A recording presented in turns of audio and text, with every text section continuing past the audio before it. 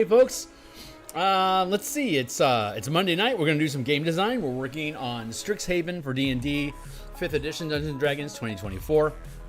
We're developing rules for Mage Tower, the made-up sport that WotC came up with as a college activity in the Strixhaven card sets that was brought into Dungeons & Dragons.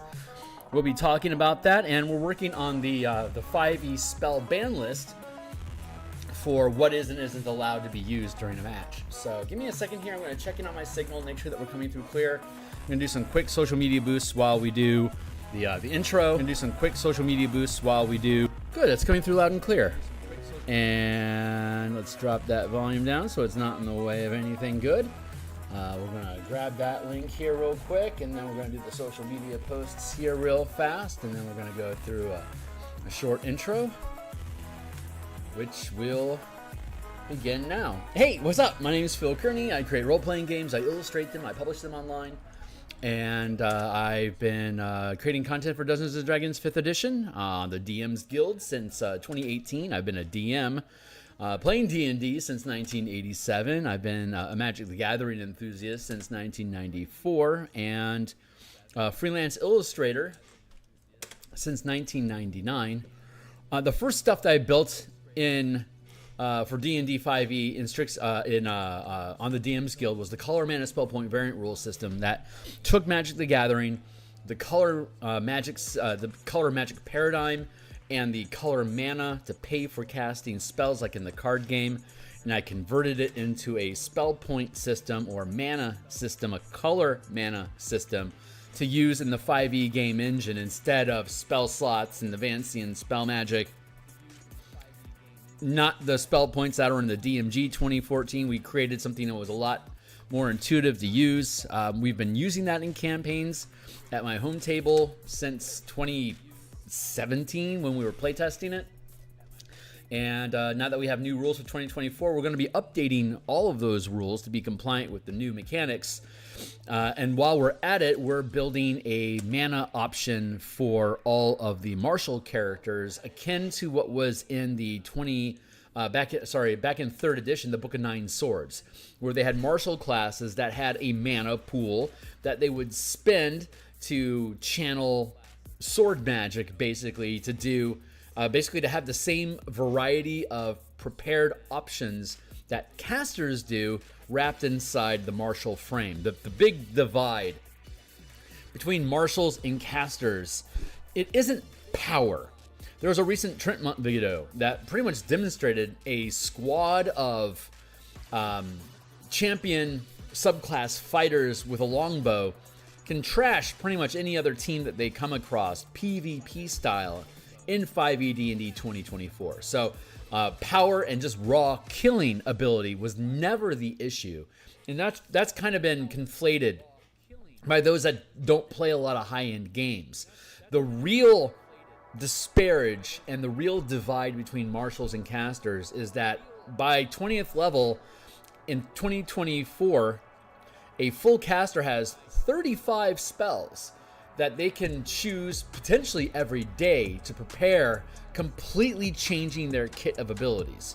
Meanwhile, the martial has one feat choice, basically every 4 levels, and a subclass choice that they make at 3rd level. And if that subclass doesn't have any options inside of its class feature, you're done. The casters get that feat option, they get the subclass option and potential options inside of their subclasses, just like the martials do, but get this huge block of prepared options that give them versatility and the ability to adapt to the adventure. While the typical trope is we hope that the DM decides to include undead in the adventure because our ranger is a foe hunter of undead, and if there are no undead, that class feature is useless. We certainly hope that the adventure is going to take place in woods because all of the chosen abilities of the ranger involve woods.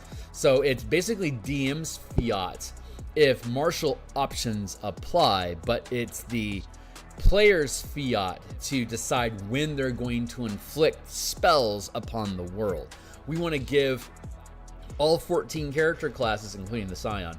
We want to give all 14 character classes that same breadth of variety so that no matter what type of character you play, or even if you're multi-classing, you have all these different options to build unique action loops and problem-solving skills into your character that can adapt, regardless of what kind of character you play, can adapt from adventure to adventure. So that's one of the huge goals of the project. And this was all kicked off by Strixhaven, in that why would somebody bother attending Strixhaven if they aren't a spellcaster?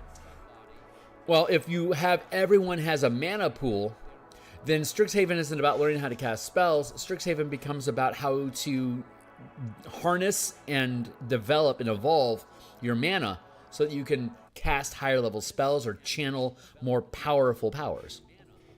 And with that idea in place, the sport of Mage Tower isn't just the privy of spellcasters. Now you can have barbarians running around with a ball and flinging mana with the ball just as much as a spellcaster could try to score a point as well. So we're now at the point with the powers and spells and the mana system all being built and being prepared for the DMsGuild reintroduction for 2024 mechanics. While we have all that in place and we're playtesting that, now we're layering in the Mage Tower. Instead of being an ability check, it's basically a skill challenge in the Curriculum of Chaos. That was the adventure that Wizards published a few years back. Instead of making it a simple 3 ability check, win or lose, now we're building it into a combat round style of game where you're not trying to kill your opponent, but you're trying to hit a goal. And so the defending team is trying to prevent their opponents from taking shots and scoring goals against your goalpost, while your team is also trying to score goals and hit the goalpost with your ball. There's a lot of fun ways that you can use spells and powers and feats to trigger those effects, and we've been building the rules for how all that works. So without further ado, let me fix my screen so we can get into today's adventure. If you think this kind of stuff is cool, like, subscribe, hit the bell icon for notifications of when we're live in the future. We are here 9 times per week. Here's a bunch of books that I've already made that are published on the DMsGuild, most of which are going to have some sort of improvement due to the 2024 rules. Just give me time to get to them. The updates will be automatic, so if you like how this stuff works, keep an eye on them. Maybe even consider purchasing something if you want to consider more shenanigans like that. For those that want to play along today, the Mage Tower playtest rules is a read-only Google Doc that we've laid down how to play, and the different rules for the arena, rules for the athletes, rules for the mascots, which is like the ball, because each team gets a ball, a mascot, basically in a Odalix resilient sphere, basically an indestructible ball that the mascot is inside of. It's tiny size, so you can pick up and you can throw it as a weapon, or you can treat it as an ally if it's your ball, or an enemy if it's not, if it's the enemy's ball. So like, how would you act as a goalie? You could make an opportunity. You have to throw the ball and hit the goal. Here, hold on. Let me give you the map. Get this out of the way. Here's some of the book covers I painted. Monday through Friday in the morning, I paint art for the books that I create.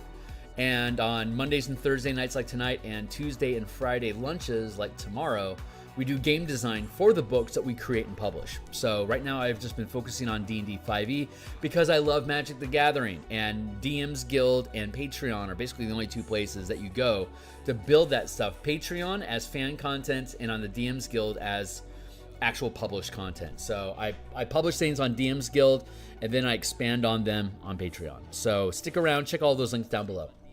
So each team has a ball. It's their mascot. So if I'm playing Silver Quill, I'll have an ink blot inside of an indestructible sphere. And if I'm playing against, like, say, Witherbloom, they'll have a pest inside of their ball, and they're each running. You can steal the ball from each other, but you got to let it go. At the end of your turn, it's automatically, you have to drop it, otherwise you foul. And if you get a foul, you get a free point. Hold on. Let's see. Band feats and power lists is what we're going to be working on today. Athletes, mascots, timing, how to play. Let's see. Arena, athletes, mascots, fouls.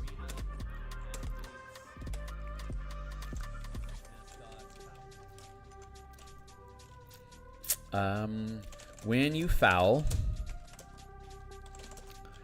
the enemy team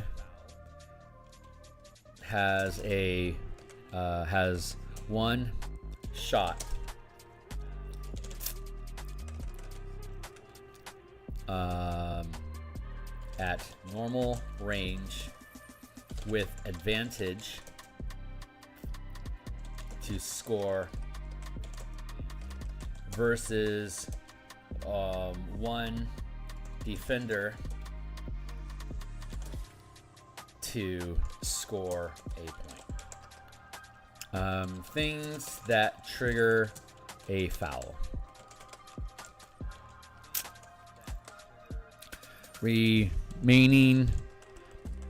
Retaining control of a rival mascot after the end of your turn. Using a feat power spell on the banned list.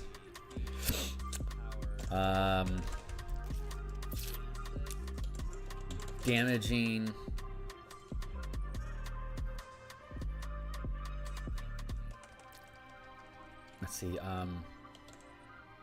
intentionally harming another player, normally impossible in PvP style.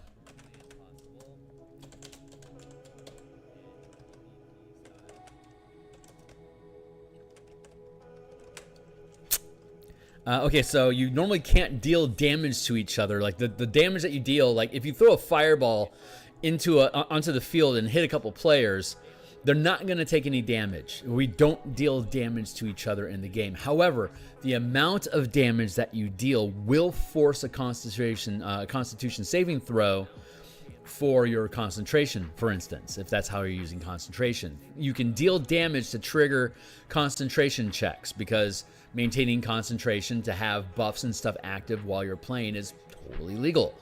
But if you're playing part of an ongoing game, like part of an ongoing live campaign that's more than just running a Mage Tower match, as just like a vignette of PvP instance arena battle, if it's integrated into an actual live campaign, then you could potentially have spells that can deal damage and kill people in the game, and you don't necessarily, as a DM, you aren't necessarily preventing damage because it's part of an ongoing game.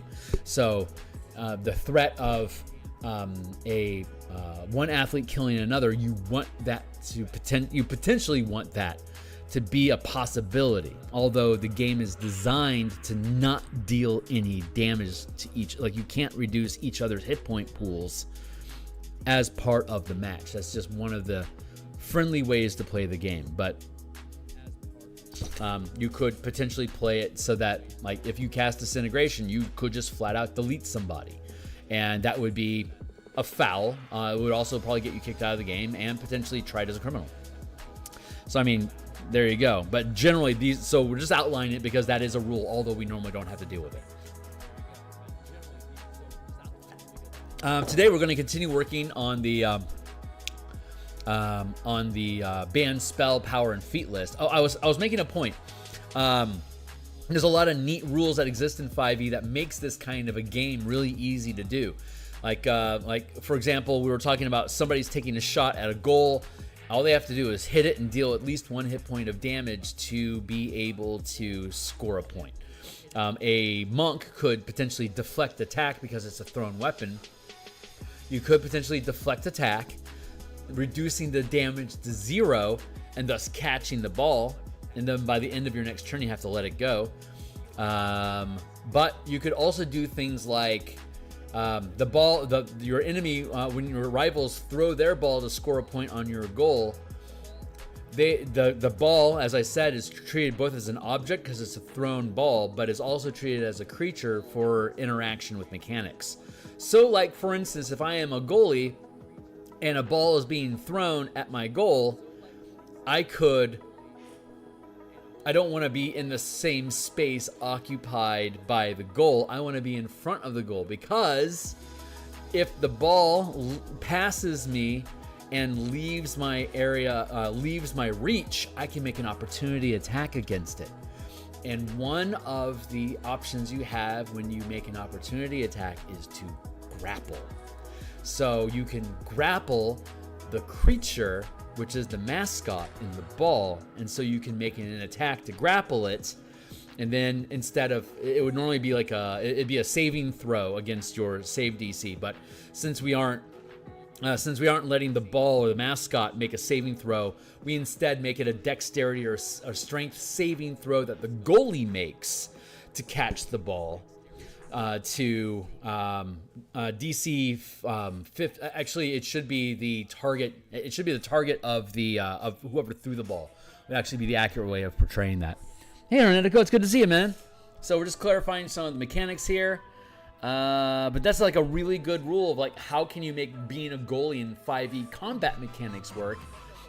It's that leaving your space and triggering an opportunity attack, which allows you to catch the ball, and now you have control of the ball. No one else can throw it at the goal. There you go. Let's see. Ooh, no, we should make it. You can steal a mascot from an athlete with disarm. Dexterity, sleight of hand, other similar options. All attempts are.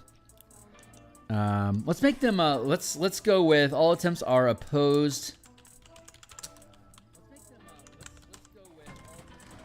Skill checks, opposed, dexterity or.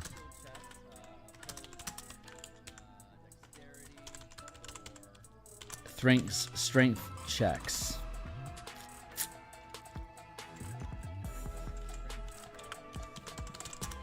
Sleight of hand or strength, athletics.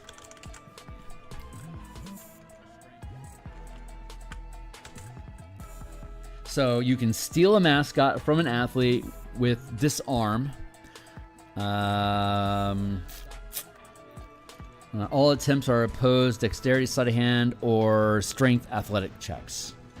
That's probably the easiest way to resolve that.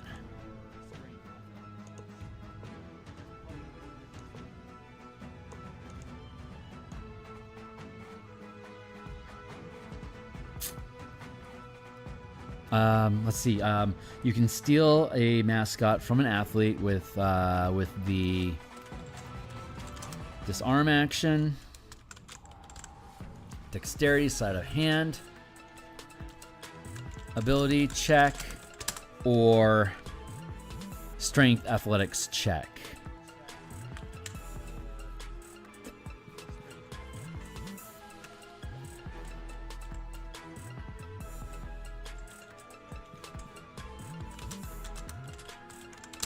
Or an opposed dexterity, sleight of hand, ability check, or strength athletics ability check.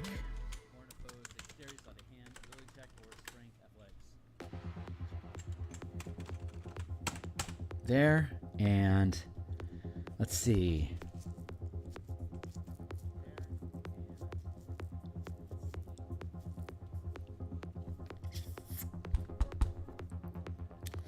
How do we want to do?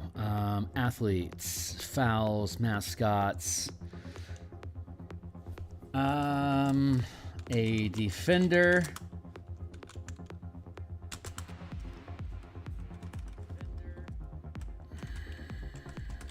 Caveat rule. When attempting to grab a mascot, let's see, a defender, an athlete can intercept a thrown mascot as an opportunity attack when the mascot leaves your reach, the make a dexterity, sleight of hand, or strength, athletics check. The DC equals the attack roll. We'll try that out. Opposed rolls, or basically the opposed roll is the attack roll that you're making. So if you're already holding on to the ball, it's an opposed dexterity or strength check to pull it away. You can use the disarm mechanics to try to knock the ball out of their hand, but now you're not holding it, it's been knocked astray. It's easier, potentially it's easier to disarm somebody and just have the ball go astray that someone else can then pick up somewhere else. That might be easier than than grabbing the ball away with a dexterity or a strength check. And then again, if it's an opportunity attack that you're making to grapple the ball as it flies past you towards the goal, or a recipient to intercept the ball, it would be an opportunity attack, grapple check, and then you'll do an athletics or a dexterity check against the attack roll made. If there is no attack roll, then it's an opposed check. If the ball is just loose on the ground, trying to evade being caught, because they're in this indestructible ball that it's Odolic's resilient sphere. They can just roll it, so it can roll across the battlefield under the mascot's own control. And currently, it just runs in a random direction because it's just running. But if you charm it or like cast sympathy with it, it could have or you cast suggestion on it. It could be compelled to move in a specific direction or towards somebody specifically. So there's a lot of fun ways you can utilize the mechanics of spell casting and powers and feats and ability checks to potentially manipulate how the ball thinks, because it is technically alive, which is why you can treat it as a creature, either ally or enemy. So that's just another rule. And as we continue, once we actually get into playtesting this game and actually running matches, I'm sure we're going to find all sorts of little caveat situations that crop up that hopefully the rules already are robust enough to just infer the solution. Now that we have like this grapple versus attack rule set up, that should be able to resolve virtually anything that we can think of in interactions there. So, right. So we're working on ban lists today, and we're going to, let me peel out this here and just drop this down so it's out of the way. And here is the Mage Tower rules that we're messing around with today. And here is the master spell list. I'm going to go back to the end of the list because I've decided that banishing somebody from the battlefield, before it was like if you get banished, you'll just come back at the end of the round. But I don't think I want to have that stand. I would like to make sure that you're at least always on the field of battle. So like true polymorph is allowed. What is that? 9th level spell. Let's go with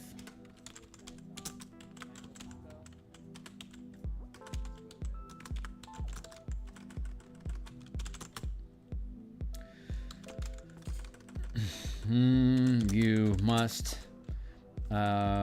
you can't polymorph an athlete or mascot. You cannot target the mascot. And if you target an athlete, they cannot be polymorphed into an object or something that cannot play the game. Like you can't turn them into a chair because they can't play. You can't turn them into a mouse because the mouse is too small to actually be able to grab and effectively operate the ball. So it has to be something, or a creature that cannot play the game, such as size tiny, or must breathe, or has no arms and legs, for instance. So a few little caveats there. That's a little bit more drawn out than I want. Let's just ban true polymorph altogether. That's probably the best way just to deal with that bullshit. Shape change is fine because it'll turn you into something else, right? Hold on.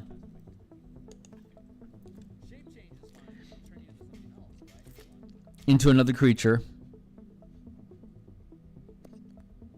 Yeah, it's self, because shape change is self, as opposed to polymorph is somebody else. That takes care of that issue. Let's go look at animal shapes real quick to see how that do.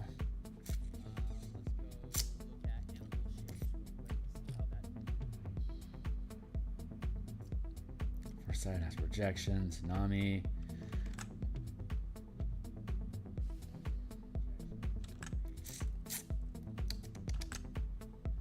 Does maze make you actually disappear from the field of battle? You banish a creature. Okay, maze. Maze is no good because it banishes.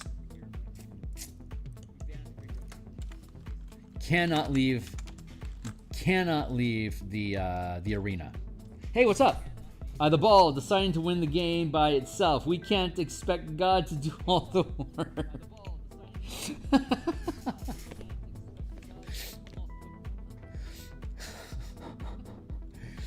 Let's see. Holy Aura. Does that banish shit? No. Good. Demiplane is, yeah, we already have that banned. Befuddlement.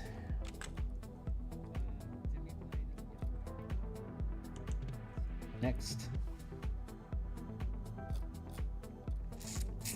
Antipathy, sympathy, that's fine. That's fine. Let's look at animal shapes real quick. Choose number of willing creatures that you can see within range. So that, yeah. So animal shapes is fine.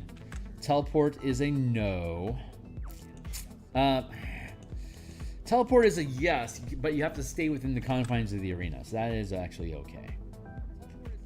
Symbol, simulacrum, reverse gravity. Just double checking the list real quick. Plane shift, we already know is a no. Magnificent Mansion makes you leave the arena, no good. Mirage Arcana. You make terrain in an area of the size of the battlefield. Could be made resemble swamp. Okay, let's remove Mirage Arcana because it messes with the battlefield too much. I think that's just fair. Force Cage is a no because it prevents people from actually being able to play. Figure of Death because it kills people.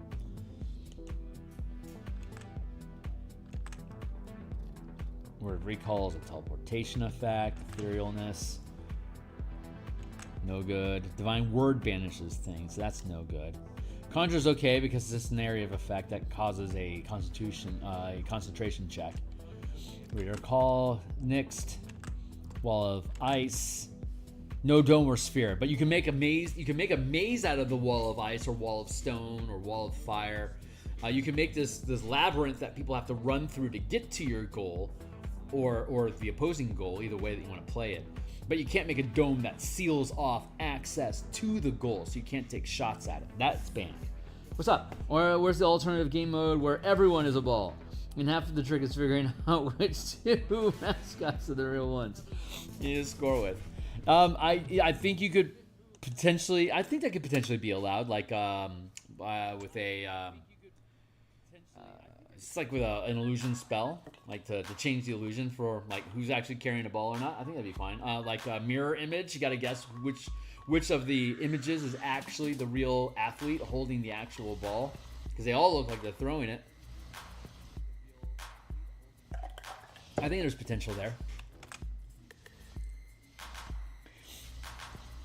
Wall of Thorns is fine because it's just difficult terrain to get through and you're not actually dealing damage to each other. I love Tasha's Bubbling Cauldron to create a cauldron for you to sip potions from while you're playing the game. I think that's fun.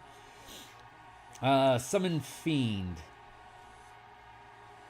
Yeah, you can't do Summon Fiend because that brings a creature onto the battlefield. Programmed Illusion, yeah. You can make fake balls that way.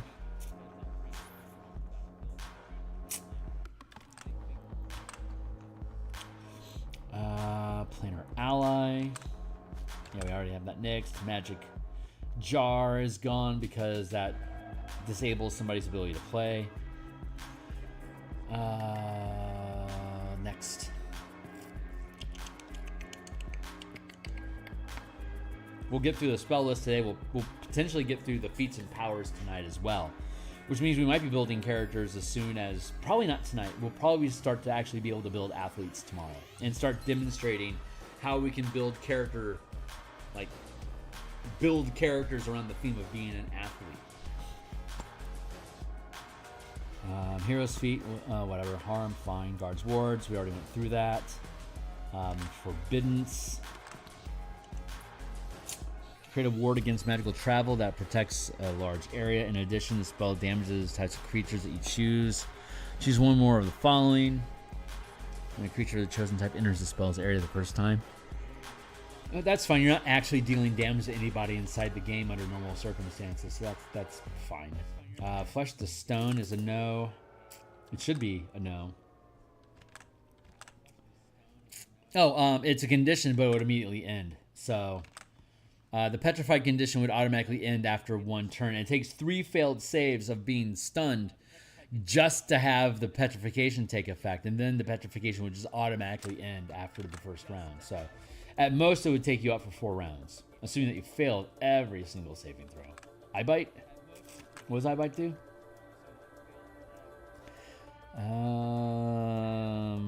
Frightened effect. And poisoned. That's fine. Poisoned and blind is okay. You touch the Sapphire, thereafter 1 minute. Yeah, okay. Disintegrate, create undead, contingency. Hurricane Gate's okay as long as it stays within the confines of the arena. Wall of Stone, I think it's got the, oh, this is 5th level now, great. A non-magical wall of solid stone springs into existence at the point you choose. It's 6 inches thick and composed of 10 by 10 foot panels. Each panel must be contiguous.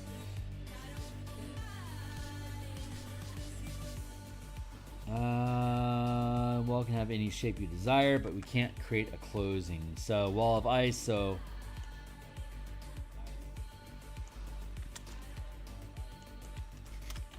Wall of Stone. There we go. Next.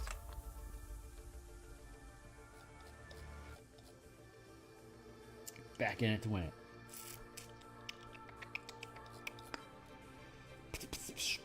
Wall of Force, is that similar? Contiguous fields?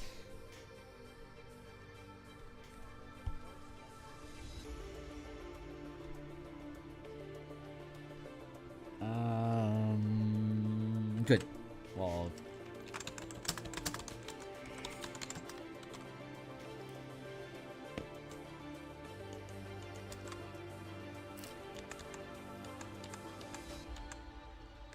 What the? Why is that suddenly highlighted? No.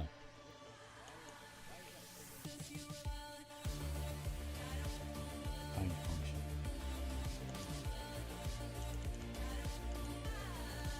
There. Tiny.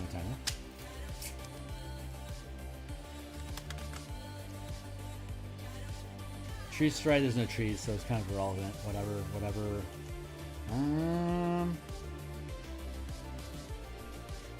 Yeah, okay. Snap, static is fine. Swift Quiver, whatever. You're not going to use it. Summon Dragon. Yep, Summon Dragon. Anything that brings an ally onto the battlefield is giving you offsides number of athletes on the board, so that is not allowed. Summon Celestial. 1 second, I see you. What's up? It's important.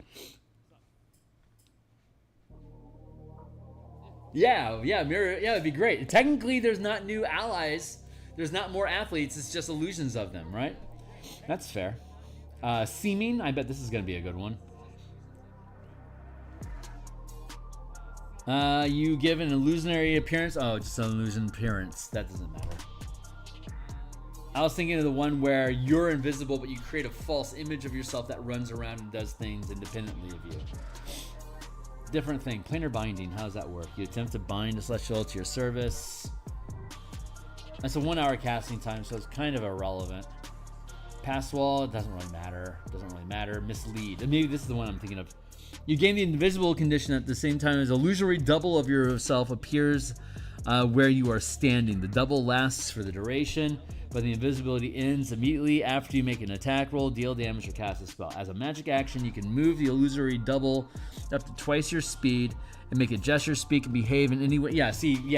Mislead would be a great spell to have. Because you can psych people out thinking you're running this way, but you're actually going this way. You're invisible with the ball.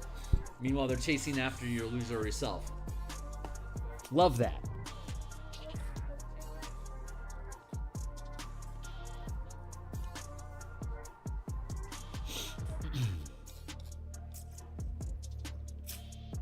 Storm of... What?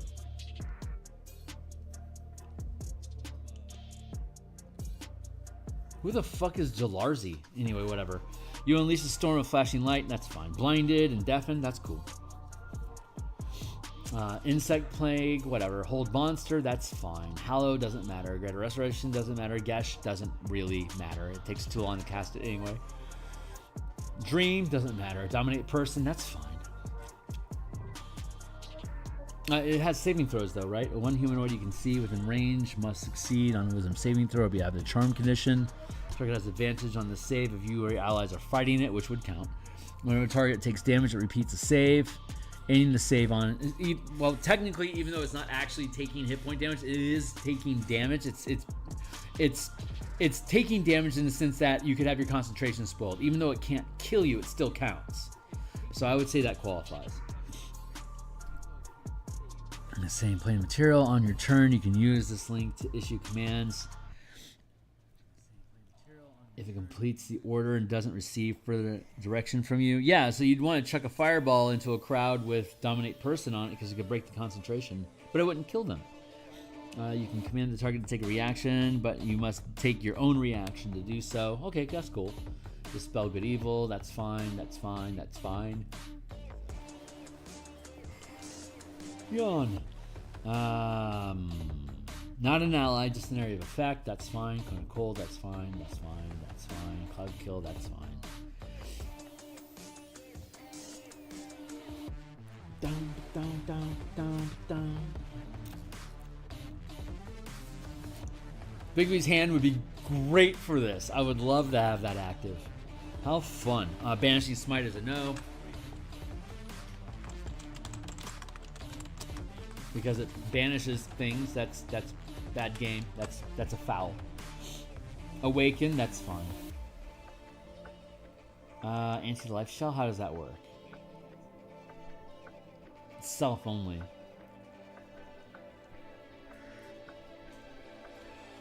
An affected creature can cast spells or make ranged attacks.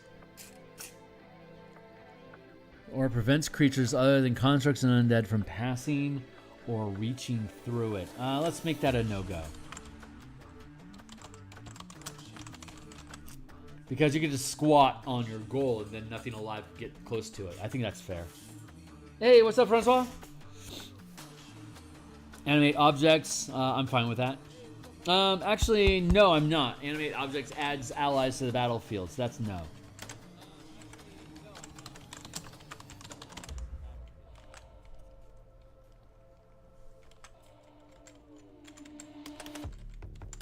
And Wall of Fire, you can walk through it. I don't think that matters. Create a wall. Wall is opaque and lasts for the duration. When a wall appears, each creature on side, a creature takes the same damage when it enters the wall for the first. Yeah, you can just walk through it. You're not going to get killed by it because of the rules of Mage Tower, but summon elemental, call for a spirit, manifests. The creature resembles a bipedal wreathed creature, which determines Conjure, Summon Elemental, that's a no-go.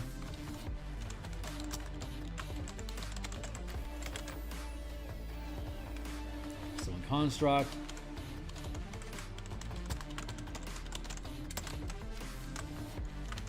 Summon Aberration. Stone Skin is fine. Stone Shape is fine. Staggering Smite is fine. Polymorph is a no. You can change yourself, but you can't change other people. Resilient Sphere, there you go. Hey, what's up?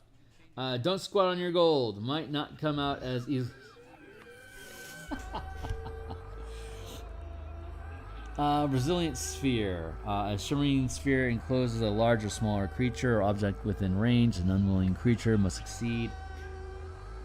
No, we're going to...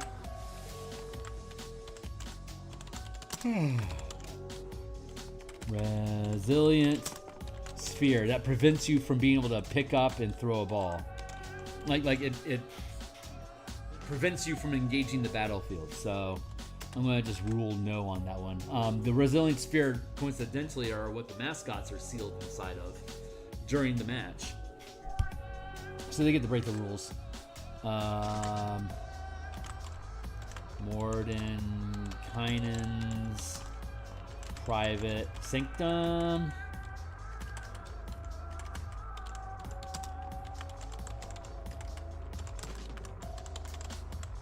What do you think that's supposed to be?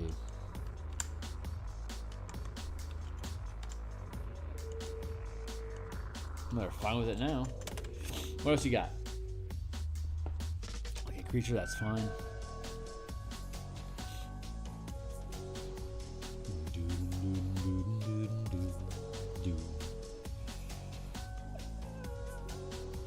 Secret chest. Man, whatever. Hallucinatory terrain probably isn't a problem. We make a natural terrain of 150 foot scope with look, sound, smell. Oh yeah, we're gonna say no to that because it disrupts the arena. We can't do that. Guardians of Faith, that should be fine. Unoccupied space that you can see within range. The Guardian occupies that space and is invulnerable. It appears in a form appropriate to your deity pantheon. Any enemy that moves to a space within 10 feet of the Guardian for the first time on a turn and starts its turn there makes a dex save. Takes radiant damage. Guardian vanishes when it's done. Okay, that's fine. It doesn't prevent anything. Grasping Vine is fine. Giant Insect. Giant Insect is not allowed because it summons, even though it's not necessarily a very powerful ally, it is an additional body on the field. So that is no. Freedom of Movement, that's fine. Find the Moonlight, Fire Shield, Fabricate, Advar's Black Tentacles is fine. Dominate Beasts is fine. Dim Door is fine. Death Ward, Control Water, Conjure, Woodland Beam, that's an area of effect, not actually an entity. Confusion, let's double check that real quick, hold on. Yeah. And Conjure Mind Elemental is an area of effect, thank you. Confusion, doesn't matter.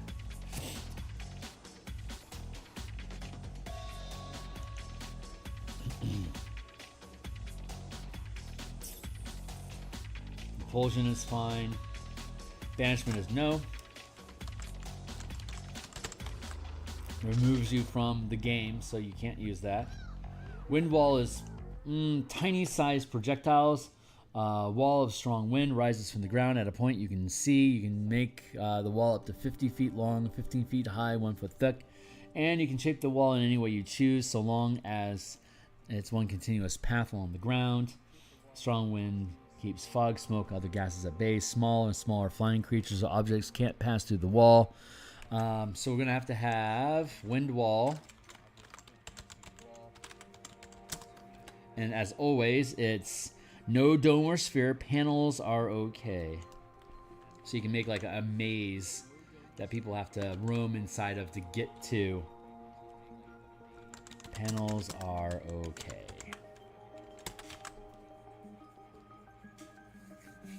So you don't want to close off the ability to make an attack against the goal. goalpost, I guess. But you can force them to navigate around obstacles and stuff to get to the goal. There just has to be somewhere on the field of battle you should be able to attack it. Getting to that point is a question, and it shouldn't require flight because not everyone's going to be flying. These are all fine. Summon undead. Ally. Summon, summon, summon.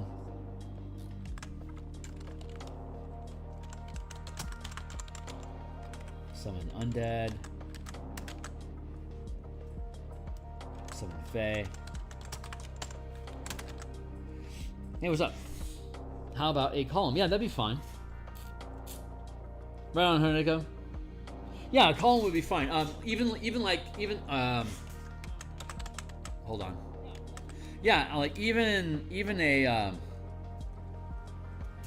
like here's the goalpost here, and like if you're here, you could theoretically, without technically any difficulties, you could like have a 10-foot here.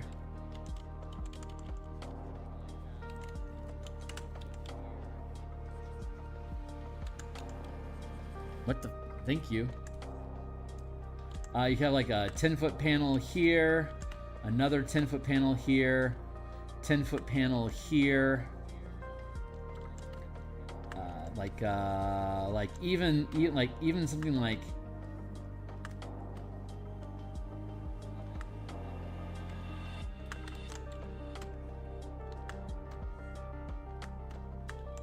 technically this is okay, where you fenced off everywhere because you can still come around and get access to the goalposts from here.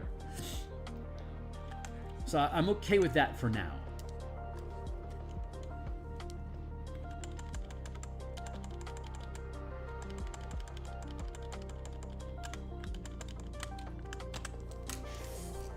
A column tube surrounding me. That's how I am, like a someone.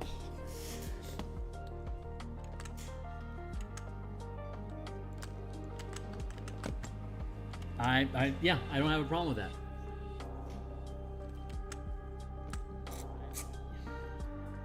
Sleet Storm. It's does what you do prevent somebody from being able to actively play the game? You can make it difficult, but you can't prevent them from actually playing.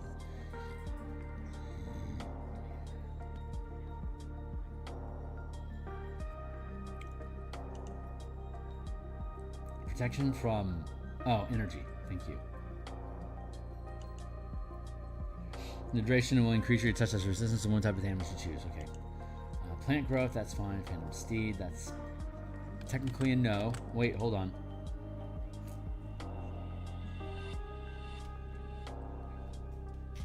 You decide the creature's appearance and it is equipped with a saddle bridle, ending the equipment, spell, puff, smoke. Duration, you or a creature you choose can ride the steed. Steed uses the riding horse stat block. Yeah, we cannot allow Phantom Steed because technically it's an extra body.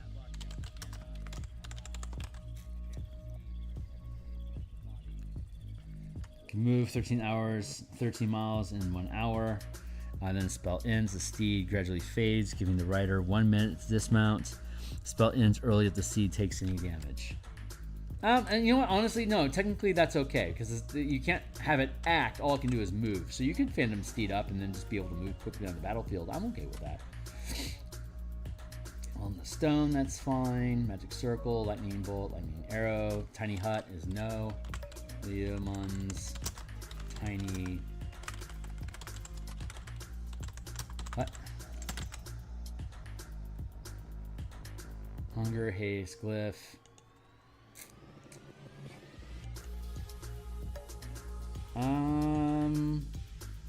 Yeah, that's fine. Gaseous Form is technically fine. Fly is definitely fine.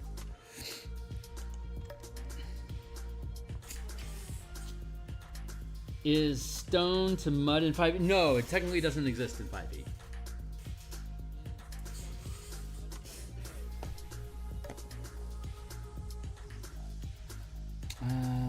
Fireball, that's fine. Fear, elemental weapon, Northwest Daylight, Crusader's Mantle, create, cover barrage, conjure animals. That's just an AoE effect, so that's fine. Clairvoyance, Call Lightning, Blink is okay, Blinding Smite is fine. Fine. Animate Dead technically is okay because there's not going to be anyone that dies, but Animate Dead.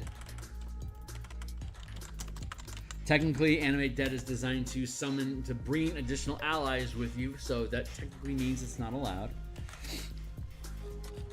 Even though it's not practical that you would actually implement something like that in the game. Hold on real quick. I need to trade some.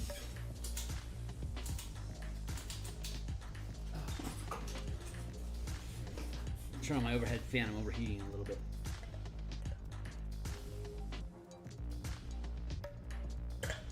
I'm gonna have to grab some more water here in a minute.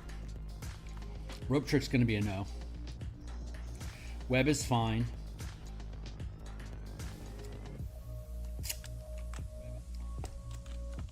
Spiritual Weapon is a no.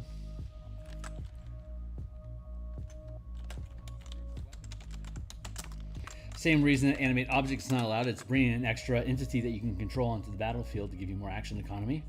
Spike Growth is fine. Silence fine. Shiny Smite, Shatter, See Invisible, Scorching Ray. Rope Trick is a no, because you're leaving the field of battle technically to implement that. That's fine. That's fine. That's fine. These are all fine so far. And just why can't I have a Satchel of Bones to animate? Exactly.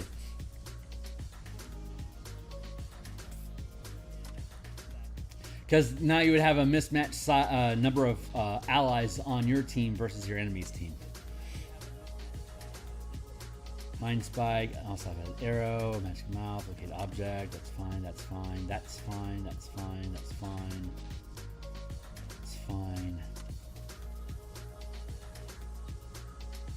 Traps, find Steed. Oh, find Steed, that's the no.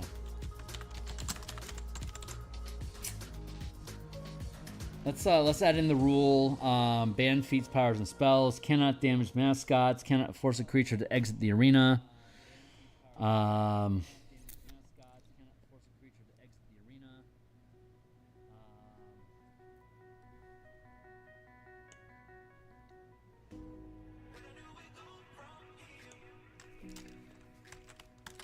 Let's go with let's see, conditions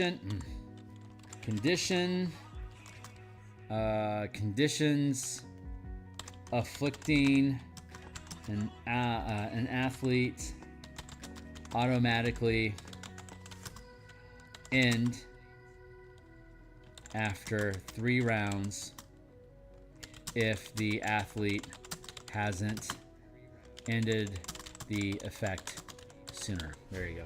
So things will last only 3 rounds, and then like if you get hit with a hold person, they can save each round to get out of it, but if they fail every round, at the end of the 3rd round it'll automatically end, because the match could potentially almost be over depending on how good one team is over the other with you being disabled.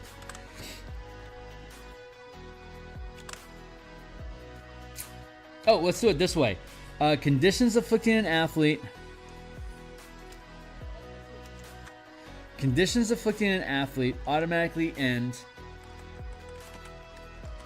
after a number of rounds equal to the number of athletes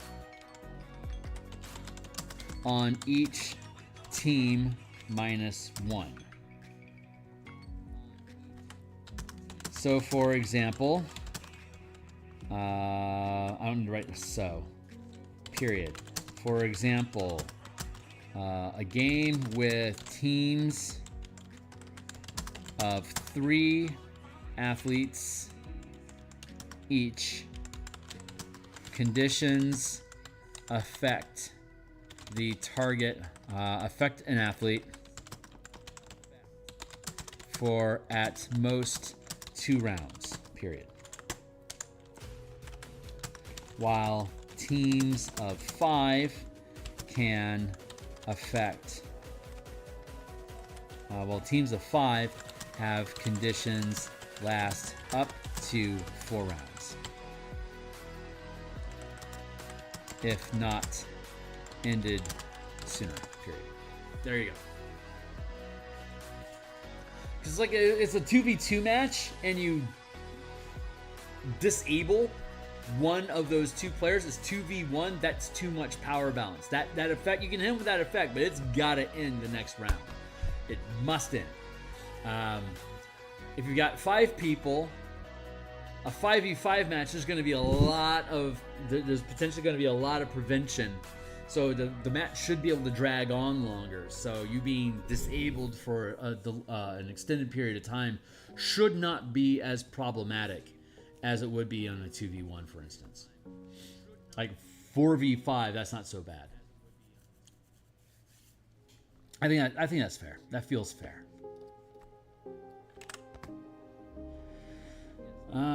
Let's see. Anything else? Yeah, Find Steed, I think, is probably going to be the lowest level culprit we need to worry about, but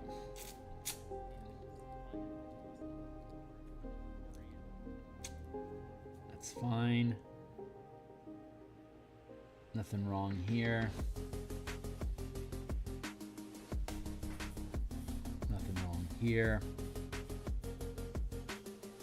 Nothing wrong here. You have to get an animal to have an animal messenger, but it can't affect the game, so that doesn't matter. Alter Self, Wrathful Smite, Witch Bolt, Unseen Servant. None of these are a problem.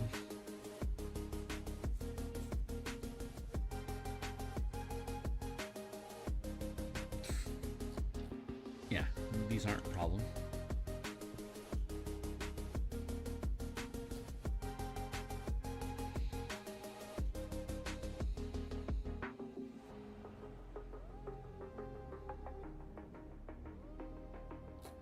Those are all fine.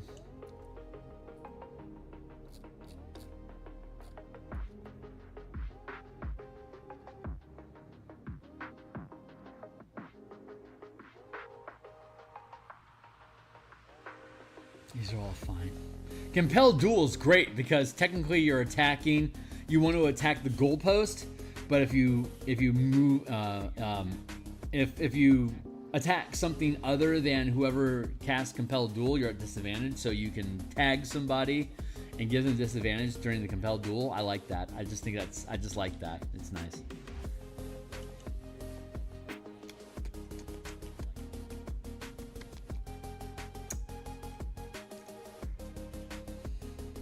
This is all good so far.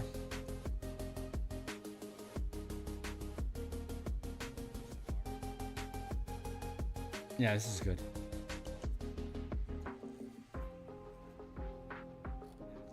And then cantrips. Should be easy peasy.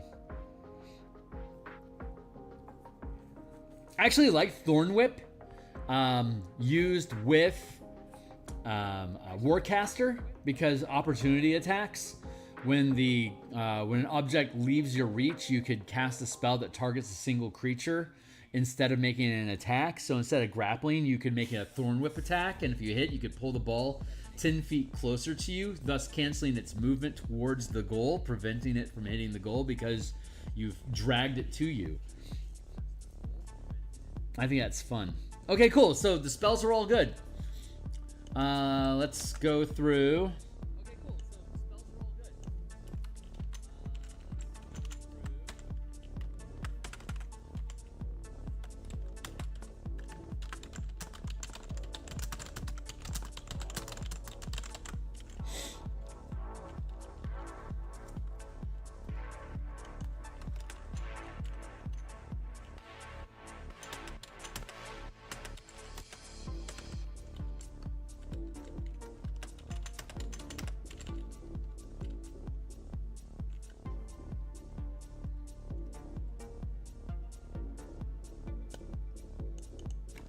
Let's look at the feats real quick.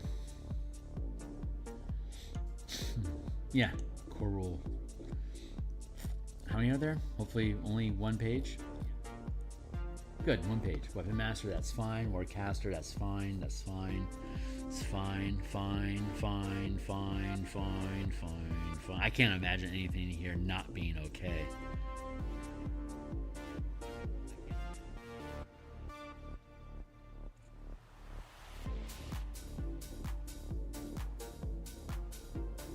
I mean, some are going to be more useful than others, but...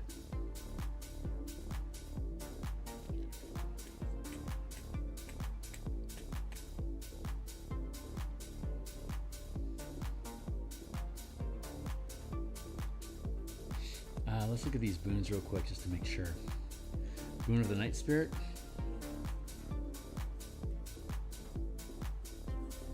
That's fine.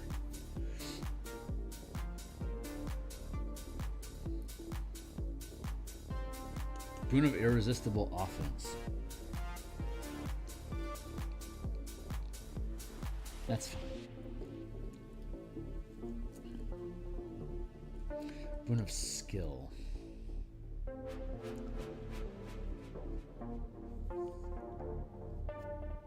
Okay, that's fine. Boon of, hold on. Yeah. Boon of Fate.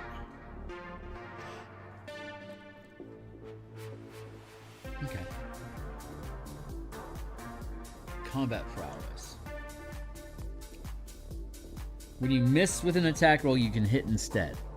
Once you use this benefit, you can't use it again until the start of your next turn. Yeah, Boon of Combat Prowess is no.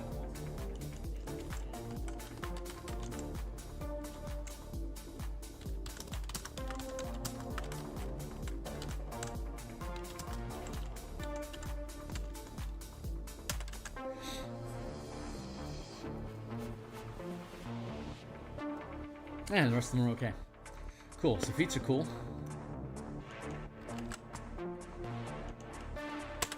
All right, now we're going to go through the list of powers. So anyone that's interested in the martial powers document that we've been developing, that content is here on the... Oh, no, that's the playlist. Hold on. Sorry, wrong button. The document that we're using for the martial powers, that is here. So if you click that, again, all these things, they're read-only. These will eventually be on the DMsGuild. This is a very alpha rough draft of how the color mana system works for characters. It's just the characters, subclasses and stuff rebuilt, as well as how the martial power system works in general. It's a read-only document. Far from the final format, just something we can playlist here. And when the rules of the DMsGuild is that you can't give away free copies of it. It has to be on the DMsGuild, and you have to funnel people through the DMsGuild. But this isn't the actual document. It's not a PDF. It's not formatted. It's not edited. A lot of the content in here isn't even probably going to appear in the book. It's not accurate. So just for legal purposes and being compliant, this is not the document, and it's read-only. You can't even use it. You can't copy or paste or take anything. It's just here for demonstration purposes for the sake of the live stream. Once this has been built, just like everything else that we do, all the books are live on DMsGuild. They all have 100% free preview. You can read all my books cover to cover and then decide if you want to give me any money as a thank you for letting you check out the document and creating this stuff for you. So I'm just putting it out there as a legal disclaimer. And once the book goes live, I actually destroy this document altogether. So this is not something you can come back and refer to in the future. All that stuff will be in the actual book that we publish on the DMsGuild. Just clarifying that for those that might be playing at home. But if you aren't familiar with the martial power system, it converts the barbarian fighter, monk, rogue into basically the half-casting chassis. And it creates a bunch of martial powers, kind of like the Book of Nine Swords from 3rd edition. Gives you a stack of powers that you can select and prepare and spend mana on, just like spellcasters have a massive list of spells that they can prepare and spend mana on. Or if you're using Vancian, spell slots, of course. But why would you want to use Vancian magic when you could use color magic instead? Because color mana is so much better than spell slots. Fight me over it if you want, but do it on my Discord server. You're welcome to join at no cost down below. But yeah, I've been using this mana system for 7 years now in my campaigns. I've ran 2 level 1 to 20 campaigns with it, as well as multiple campaigns of shorter blocks, like a 1 to 5, like a 5 to 10, a 3 to 8, 16 to 20. I've done a number of little vignette campaigns using the system as well. And now we're running a mega dungeon that's gone from level 3 and is going to level 10. We're level 7 right now. We do playtesting on my Discord on Saturday mornings. So we've usually got an open seat. So if you're interested, you're welcome to dive in and raise a hand and say that you're interested in playing. The team is currently trying to defeat a nest of phase spiders in the mega dungeon before they tackle the Myconid colony. And they know there's a Lithid mind flayers further down in the dungeon because they found Umber Hulks, that enslaved Umber Hulks that have been serving their purposes, and they've now fought a single mind flayer as a boss fight. So they know there's a Lithid in here somewhere on top of the phase spiders and the Myconid colony, and there's other things that they haven't discovered yet either. But it's an old Beckme style of going in and getting wealth out of the dungeon, and the gold that you extract is the XP that you gain, so they can fight as many monsters, trigger as many traps, and have as many skill challenges as possible, because it's a playtest campaign where you're not actually building on an ongoing narrative. It's just using a mega dungeon Beckme style environment as a narrative wrapping around the playtest content. So I keep throwing different types of challenges and encounters at the team in different combinations and skill levels, and exploring different aspects of how the martial power system works. And all the monsters can use martial powers too. So one of the parts of the book down towards the end, way down towards the end, past all of the mana class features, all the background options, past the here we go. Monsters using powers. So all of the powers in the martial power system can be templated onto monsters, kind of like in 4th edition, how you could template creatures like to be controllers, artillery, brutes, soldiers, skulkers, controllers, and solo bosses. We have configurations for those based on the scale of the monster's CR, the type of power die that they have, the number of powers that they have, and just general bonuses to fast, the quick step. Like you could build monsters by giving them generic good and bad saving throws, attack rolls, ability checks, basically armor class. Like if they have good armor class, it'd be like 10 plus whatever their good score is. So like a CR 14 creature might have it'd be your rank plus 10 plus your bonus. So it'd be 15. So like be an armor class 26. It's like CR 14, like 5th rank creatures would have a CR 26. Just some quick mechanics. But we have the artillery. Like here's the powers depending on what rank they are. Here's like a generic list of powers that they can have that scale up as they gain more ranks. Same thing with the brute, the controller for melee and ranged controllers. They act different. Lurkers work differently as melee or snipers for ranged. Skirmishers, all the different configurations, which is some generic kits. And of course you can build your own. Like maybe you want your Kuatoa brutes to have like grappling and poisoning abilities, as opposed to like a typical brute, like an ogre brute, for example. A generic ogre brute, 2nd rank, might have like life-stealing strike to get temporary hit points. Dire impact doesn't exist anymore. We need to replace that. But yeah, like this type of, like we can make a troll brute different from a ogre brute, different from a Sahuagin brute versus Kuatoa brute. So potentially we can rebuild the entire monster manual, kind of like Flea Mortals. You can completely rebuild the monster manual utilizing the power system to give all of the creature tactically interesting things that they can do during combat. So just putting that out there. All this stuff is meant to be used by both the players and the DM. So my job as a DM while I'm playtesting is to think about how is a DM going to implement and use these tools during the game, and help provide guidance for that when the book is actually published.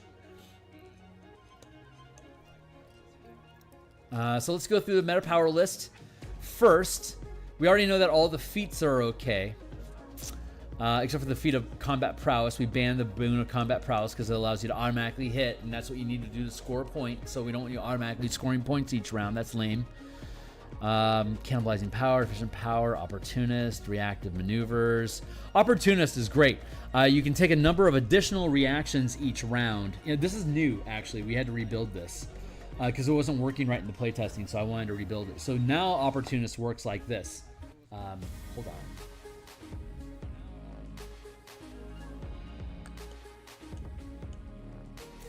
There. Take this and we're going to grab this. Holy Hannah, we got a lot of people watching. Thanks a lot, guys, for being interested in this stuff. I'm glad you guys think this stuff is cool. I would be thrilled if you would like, subscribe, and hit the bell to keep an eye out. I do this stuff 9 times per week. Monday through Fridays in the morning, I do artwork for the books that I publish, and I talk about game theory and like running high-level campaigns or threading plots or whatever it is, like DM stuff. And you're always welcome to ask a question to spur a conversation while I'm pushing pixels in the morning. That's a great time to catch me with questions. And then in the evenings, like this Monday and Thursday nights like this, as well as Tuesday and Friday lunches, I do game design. Currently, we're doing Strixhaven. We've done Bastion campaigns previously. We did the Spelljammer book previously. Spellpoint Sorcerers we did previously. A lot of different stuff. So if you think this kind of stuff is cool, I would love for you guys to subscribe and just check out some of the stuff that I do. I'm always building something new. So how does Opportunist work? You can take a number of additional reactions each round equal to your max rank of power. And again, it's on the half casting scale. So 1, 5, 9, 13, 17. By 17th level, you're 5th rank, which means that you would have additional reactions each round equal to your max rank of power. These reactions can be used to channel any reaction power with the Opportunist tag that you have prepared. You can make more than one Opportunist reaction per turn, but you can only use one reaction per triggering circumstance. And there's a very tight throttle on what are considered to be Opportunists. So there's only, I think, 8. There's only 8 of them that can be used. So just taking a look at them, we'll start from the bottom up, just so you guys have an idea. And this is experimental right now, but I think it's going to work. Bait and switch. The trigger is that there's a willing creature within 5 feet of you. And what happens when you use bait and switch, it's you can spend 1 mana to switch places with a creature. Switching places this way doesn't provoke opportunity attacks, nor does it cause an attack to fail. In addition, roll 1 power die per mana spent this way. Until the start of your next turn, either you or the target creature gains a bonus action, gains a bonus to their armor class equal to the highest power die result. And again, the way that power dice work is it's kind of like martial arts die, bardic inspiration die, superiority dice. At first level, it's a D6. At 9th level, it's a D8. And at 17th level, it's a D10. The monk is awesome because you use your martial arts die instead of your power die. So it'd be a D6, D8, D10, and then a D12. The battle master starts with a D6, but at 3rd level, when you become a battle master, it becomes a D8. Then it's a D10 at 9th, and then it becomes a D12 at 17th.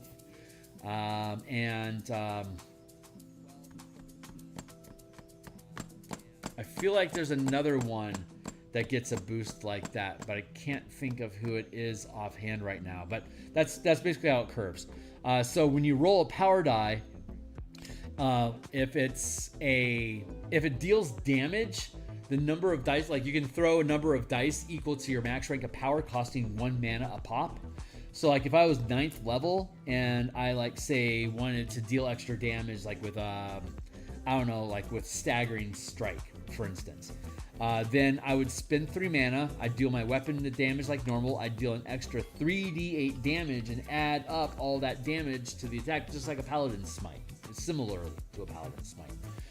But if I was instead using a power that lets me increase my saving throw by a power die. If I was 9th level and I spent 3 mana, I would roll 3d8s, but I would only keep the best result. So if I'm trying to hit a saving throw and I miss by 4, and I know that's feasible because I'm throwing a d8. If I throw 1 d8, I've got a 50-50 chance of succeeding, right? If I throw 2 dice, I've got a 65 some odd % chance. No, it's a 75%. No, yeah, it's like a 65% chance. And if I throw 3 dice, it's like a 75% chance that I'm going to get at least a 4 that I need for me to, like, in this instance, get that saving throw. So the more dice I roll, the more likely it is I'm going to get something that's close to an 8 and get a better result. The other 2 dice are just thrown away, but that's risk and reward, where you're dumping mana into the ability to roll multiple dice and you keep the best one. So if you just want to spend 1 mana to roll 1 die, you could get a 1. Plus 1, fuck off. So you're probably going to want to spend 2 or more mana if you can. But like after 3 mana, like 4 or 5, you're probably not going to throw 4 or 5 mana into rolling a shitload of dice. Because after 3 dice, you're probably going to roll above the middle. Chances are you're going to roll well. So, but that's a fun mechanic. So on that note, deflection. So bait and switch. It's 1 mana. Roll 1 power die per mana spent this way. So at first level, it would be a d6. And I can only roll it at 5th level, it would be 2nd rank. So I could spend 2 mana to roll 2 6-sided dice. Or for a monk or a battle master, it would be a d8. I would then spend 2 mana. I'd roll 2 dice. And until the start of your next turn, you or the target creature gets a bonus armor class equal to the highest powered die result. See how that works? So you're spending more mana to get a higher number, but it's still within the curve statistically of what your character should be able to do, because we want to keep in mind about bounded accuracy. We don't want these things just to flood the game with high die rolls. We want to stay within that realm of capping at 30 is almost impossible. We just have more means of potentially performing the impossible. Hey, what's up? Oh, nothing new. Right on, guys. Thanks a lot for checking this stuff out, guys. I'm glad that people are finding it interesting. I need to grab some more water real quick, so I'm going to step away from my camera for a hot second and toss some water into a glass so I can keep rolling. But so right now, what we're doing is we're going through the list of powers that are banned during a match of Strixhaven's Mage Tower. Because if it's something that like banishes somebody, they can't play the game. They're banished. If you're banished, you can't play. If you get transformed into a chair, you can't play. These are things that you would be banned from being able to do. So we want to keep those things out of the sport, even though it's something that your character would be able to potentially do if this is just added to like a Strixhaven campaign. We're gonna do some Strixhaven. We're gonna do some Mage Tower for now. Fun. If I have Disintegration on my character sheet, I just can't cast Disintegration. You know, maybe I don't cast Disintegration during a match, so I don't kill somebody. But the way that it's structured as like as a standalone PvP environment, instead of creating arenas to kill each other by trying to outdamage each other, instead it gets converted into a sport where your PvP is we're trying to win. So you could, like, if we had 4 people that are playing, we could do 2v2 matches. Even the DM can play, because the rules as a sport are tight enough that if we build this correctly, we'll just know, is this something that you should be able to do or not? And we should be able to come to an agreement, or at least a compromise and agree as players during that match. This is how it will work, and we'll try to clarify. And that's what we'll be going through the process of doing, to try to lock down and clarify, is so much stuff that you don't have to worry about it, so that you don't need to have a DM to play if you don't want to.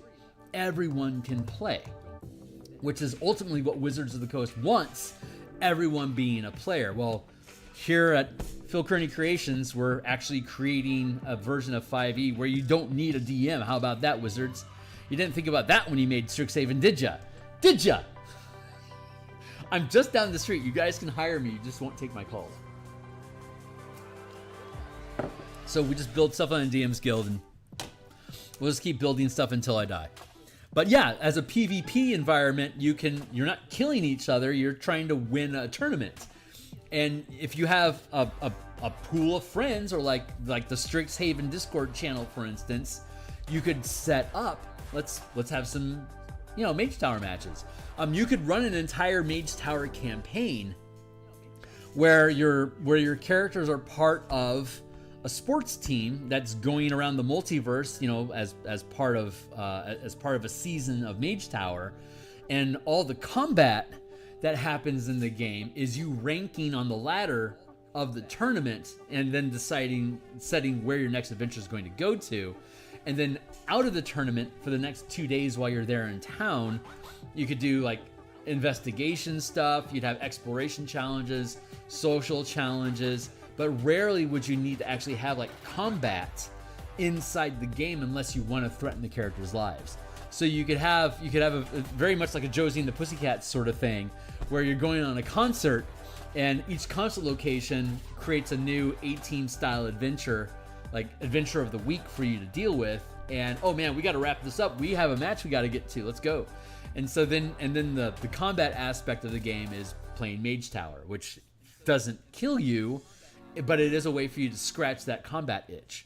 So you could have a game that was highly into character development, social, while having a highly structured combat game that you could play. So you could have all three of those pillars of adventure to scratch that itch, but you could lean into as much combat, exploration, or social outside of the arena if you chose. Or you could just drop Mage Tower into any ongoing game that you have if you want, and you can make things like currently it's set up as a standalone PvP environment. Damage spells don't deal damage, but they can impact your concentration. So lobbing a fireball for 50 damage into a crowd of people could blip out everybody's hastes and stun them all for a round, which, hey, that's a great thing to do, but you're not going to kill them because of the field, like the protective field that's set up on the arena to keep people from getting hurt. But you can try to inflict all these conditions on people, and the power system is rife with condition effects, which will impede people's ability to perform, which is great.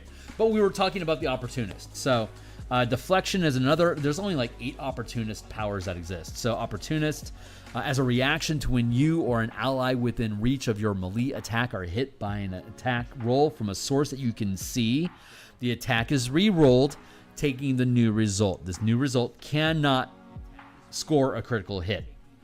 So that's something that you could do multiple times.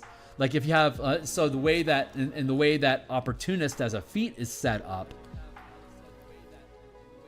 going back down to that to take a look at it again, opportunist, just rereading it, actually. It's a fighting style, so you can get it at first level, so you can have 2 reactions at first level, your normal opportunity attack or your normal reaction, and then this opportunist reaction. So you can take a number of additional reactions each round equal to your max rank of power. At first level, it's 1. So that's an extra reaction each turn for this feat. These reactions can be used to channel any reaction powers with the opportunist tag you have prepared. So you have to take this feat, and you have to take a reaction, one of the opportunist reactions that qualify for it to be able to implement this. And so you can take a number of additional reactions each round equal to the max rank of power. These reactions can be used to channel any reaction power with the opportunity tag you have prepared. You can take more than one opportunist reaction per turn, but you can only use one reaction per triggering circumstance. So in this instance, we're looking at deflection. As a reaction to when you or an ally within reach of your melee attack are hit by an attack roll from a source that you can see, the attack is re-rolled, taking the new result. This re-roll cannot score a critical hit. So if I'm fighting a monster, if I'm 9th level and I'm fighting a creature with multi-attack and it can attack 3 times during its turn, and I have opportunist and deflection, I can burn all of my opportunists to force that monster to re-roll every time it's attacking me within melee range. So I can effectively ward and buff and tank for my ally. So again, as a reaction to when you or an ally within reach of your melee attack, you have effectively just built an MMO style of tanking for your mage next to you who's concentrating on a haste spell that's got 2 out of your 4 people going to get stunned if he fails. So you need to prevent that wizard from taking any hits. So if you have a bodyguard set up next to him like this, using deflection as an opportunist, at 9th level, you've actually got 4 reactions that you can use to shut down attacks from a high attack monster, like a dragon or anything else that has multiple attacks. You can shut down all of them, but it's eating up all of your opportunity. So that's one of the ways we can do that, which is really needed in Mage Tower, because Mage Tower, you throw the ball, you get the ball, you throw the ball, you get the ball, you throw the ball. You could potentially make 3 attacks with the ball at the target each turn, and the goalie needs to be able to try to respond to that. If you only get 1 reaction per round, and you've got 3 people taking 9 shots at the goal, you're way overwhelmed. The match is going to be over before it began. Or it just began and it's already over because you got bum rushed. That's not fun. So implementing the opportunist with the ability to treat the goal as an ally that you could then use to re-roll attacks as the opportunist, you can shut down the effects, if that makes sense. Hopefully that makes sense. Let's see. What's another one? More of them. Interpose. As a reaction to when an ally within reach of your melee attack takes damage from a source that you can see, you can take any portion of that damage and gain resistance to it. So interpose would be the way that let's see, as a reaction to when an ally within reach of your melee attack takes damage from a source that you can see, you can take any portion of that damage and gain resistance to it. So this allows you to basically just soak damage for your ally, like Warding Bond, for instance. Not that much different. But this is as a reaction. But we have to ban this. We actually have to ban. We have to ban interpose. So going to our ban list.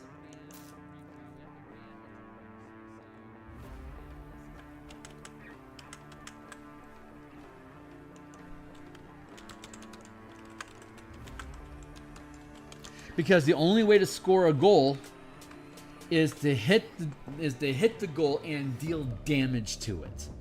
And the interpose ability allows you to arbitrarily decide how much of that damage you're going to take. Somebody's going to get hurt. This is different from the monk's deflection ability, because that's like a D10 plus your monk level. So it has scaling damage, but if I were to dump, say, 4 points of mana at 13th level into ramping up an attack throw with the ball, dealing, say, 30 points of damage, your monk might not have the an amount of deflection to absorb all of that damage, and you'd still be able to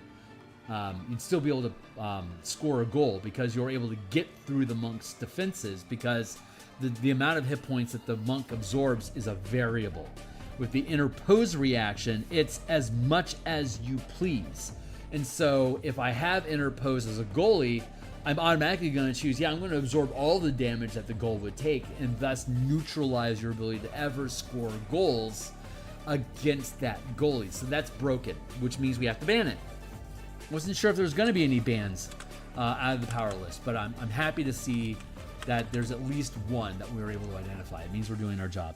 Reposition is another opportunist, which is as a reaction to when a creature you can see moves within reach of your melee weapon attacks, you can move 10 feet.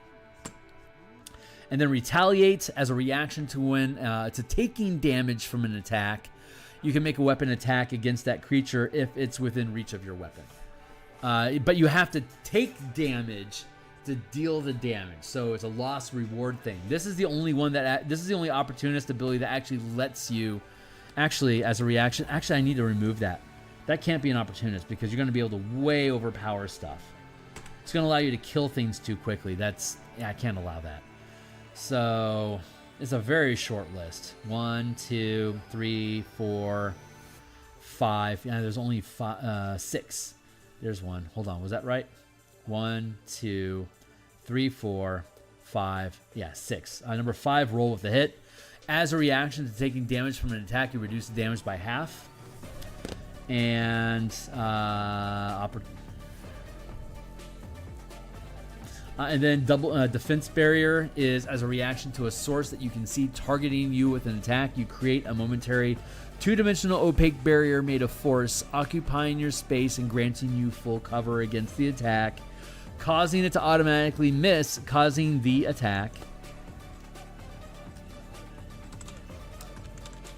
to automatically miss unless it ignores full cover. The barrier is immobile, doesn't prevent movement, and disappears at the beginning of your next turn. So it's also a 3rd rank ability that you can't get access to until 9th level, which is hella expensive to use. 3 mana, that's a lot. Roll with hit as a reaction. Roll with hit is basically an open evasion. Monk can only, or monks and rogues, they can only use evasion once per turn, and it reduces. Oh no, monks reduces damage. Evasion reduces damage to half if you fail the save, and nullifies all the damage if you succeed. This doesn't do this. This is any attack, you reduce the damage by half. As a reaction to taking damage from an attack, let's change it to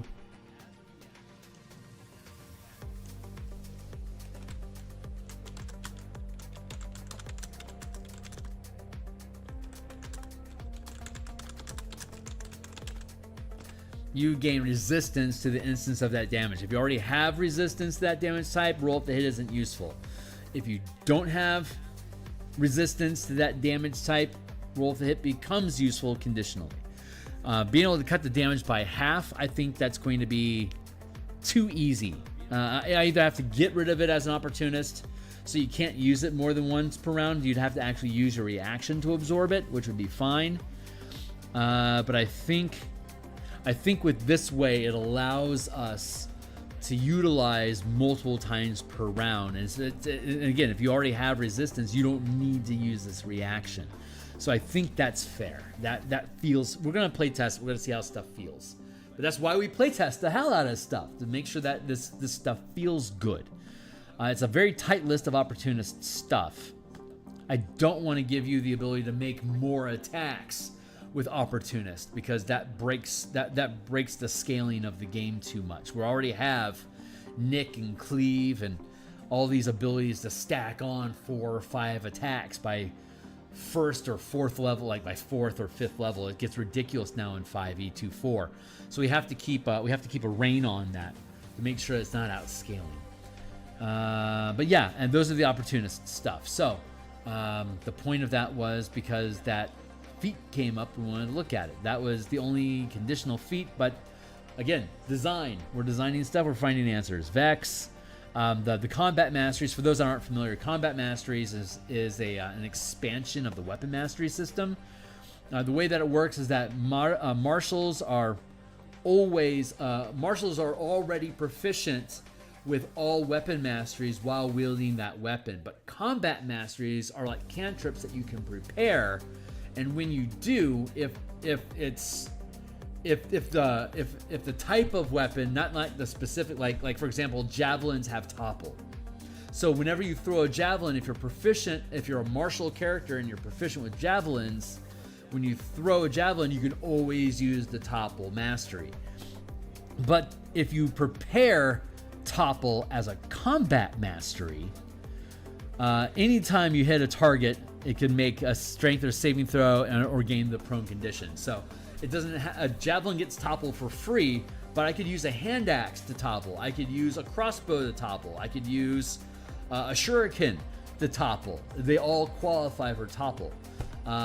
Same thing. So the ones that have asterisks exist inside the game as weapon masteries already, but now we have a bunch of additional combat masteries that aren't in the player's handbook. Like grapple is not in the player's handbook, but it's a melee only mastery that the target makes a strength or dexterity saving throw. If they fail, they're grappled.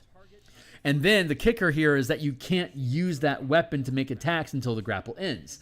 Normally when you are making a grappling attack, unless something special happens, a character has to, instead of making an attack, they trigger a grapple saving throw, and the target either succeeds or fails the save to become grappled. As a mastery, grapple then is when I hit you with the weapon, I can then use that weapon to grapple you. In martial arts, you actually see this a lot. I have martial arts experience myself, and in the Japanese art style that I was using, we would use swords and spears to grapple people, locking up your arms and your legs as part of attacks. And naturally, from my own experience, when I'm using a sword and I've got your arm locked on a blade, I can't cut other people with that sword. It's been locked up in this grapple. There's an ability up here above the I forget what it's called offhand, but there's a grappling power that we have up here that gives you grappling for free, deals extra damage when you grapple each turn, and when somebody breaks a grapple, you can deal an opportunity attack against them for escaping your grapple with the weapon you were grappling them with. So like if you're using a sword to lock up somebody's arm into an arm lock like this and they wriggle their way out, you just basically slide the blade out and slash their arm, which is what we did in our martial arts training. That was like pretty common. You can lock somebody, like if I can lock you up with a sword and have your arm pinned, I can then let go with one, keep the sword in one hand, let go, grab a blade, and just stab you while I have your arm locked. Because if you're going to survive, you'll be willing to cut your arm to break free to escape that dagger. But in doing so, I can cut your wrist and you'll bleed out. All I gotta do is just keep. All I do is gotta keep your heart beating so that you'll pump that blood out yourself, and then you'll just die in the battlefield. Oh, it's martial arts are dirty, but they're so freaking cool like that. Anyway, I digress. But yeah, that's how the masteries work. So there's a bunch of masteries, and this allows us to add additional masteries in the future because you can prepare them. You don't need to make up new weapons to implement these masteries. You can just tack them on, as these are things that marshals can prepare. And when you do, there you go. So all these masteries are going to be fine. There's nothing here that prevents us from being able to use them during Mage Tower. So let's now get into the powers. So Master of Fate, this allows us to re-roll dice. Indestructible, takes no damage. Frenzied attack or extra attacks, that's all fine. Windstrider's Flight. Mind Sense is fine. Ghost Walker allows us to phase, but we have to be material to attack with the ball, so that's okay. Daunting Presence scares people, that's cool. Celerity is basically haste without the hangover. Tremor Sense is fine. Strange Metabolism, all these things are fine so far. Trap Springer, Rogue Stance. Rogue Stance is great, and it basically gives you dash, disengage, and dodge as a bonus action. Dodge is really good. Dodge might be too good to have as Rogue Stance. We have a champion, a 7th level fighter champion that has Rogue Stance as their sustained power, and they use dodge like all the time as a bonus action, constantly using. He's our tank, so he's constantly getting in their face, holding his ground, and then dodging and hoping to soak damage. And as long as the creatures aren't intelligent, they'll fall for it. So it works great on some targets. Other targets just learn, oh yeah, he's got to get around him, get rid of him. Ranged Assault, that's fine. Power Shield, Power Armor, Linguist, Lycanthrope. Yeah, these are all fine.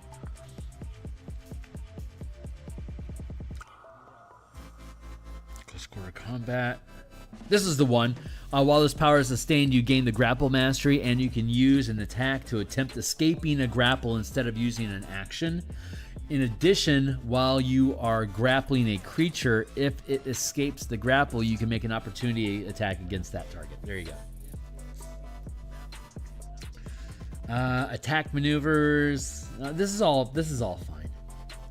Yeah, there's nothing here that says no. Knockout Strike, that's fine. Banishing Strike is a no.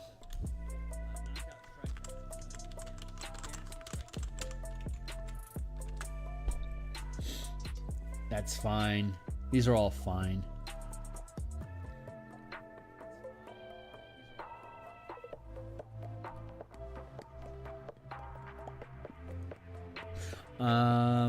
Interesting footnote for those that are watching.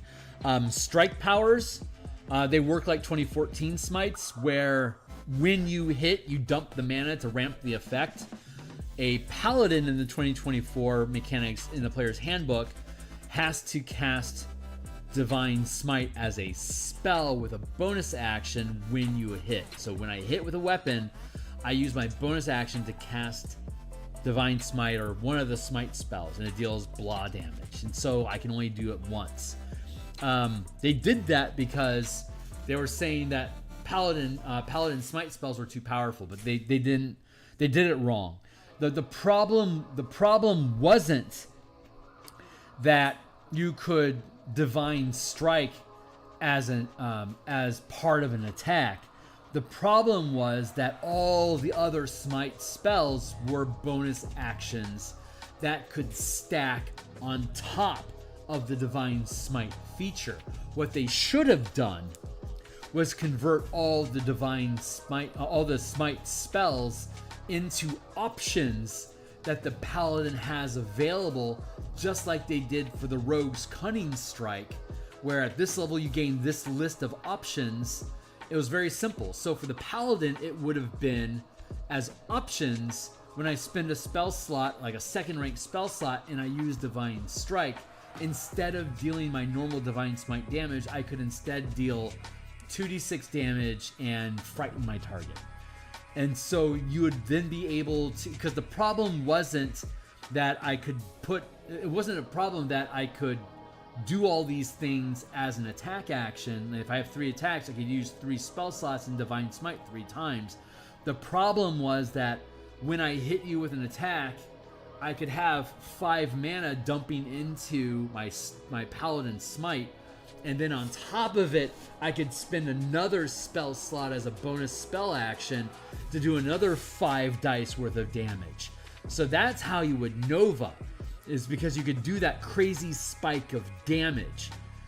That's what they were trying to get rid of. What they should have done, again, is just made everything just trigger off of the attack like usual, require you to spend mana, but then it would have a variable just like the Cunning Strikes does.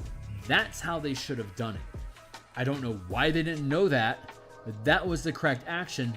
Rogue is now a better smiter than the Paladin is, which is a fucking shame. At the same time, Divine Smite as a spell ramps all the way up to 9th level. If you have like Paladin 2, Sorcerer 18, you can use a 9th level spell slot as a sorcerer and have a shitload of 5th plus spell slots available starting at 9th level. You are outsmiting the Paladin, which is fucking broken. So they should have made it a class feature instead of a new type of spell. I'm just calling that out. 5e could be better than what it is.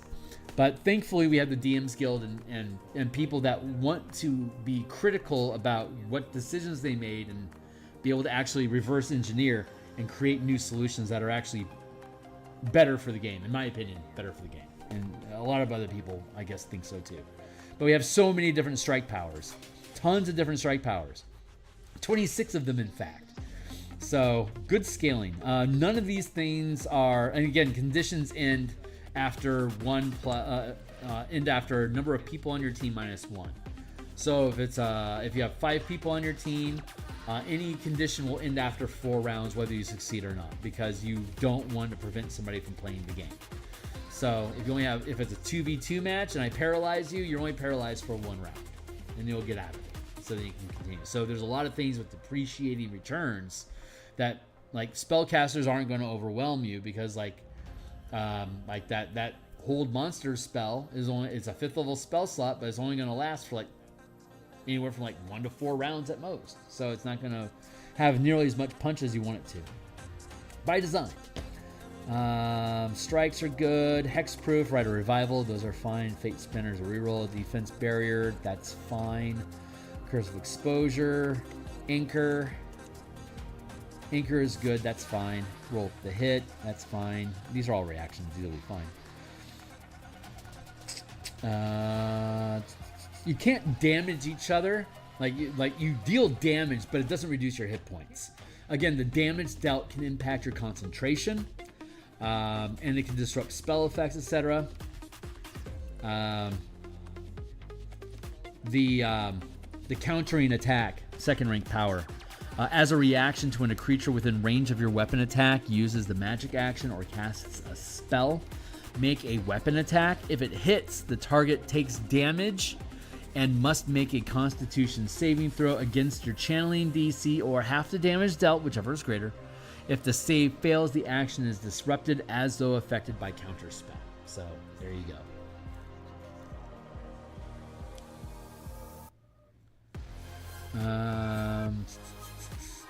Bait and switch, anticipate. Yeah, this is all good. TK bubble, that's fine. It becomes trapped within a resilient sphere as per the spell, and the creature can dex save to end the effect at the end of each of its turns, or you can dismiss it early if you want to. And then kicker is for larger size than large size creatures. Plural. And again, all effects end 1 round less than the number of people on your team. So if you get TK'd, you can still roll around and block shots. It just prevents you from picking up a ball and throwing it for the time being.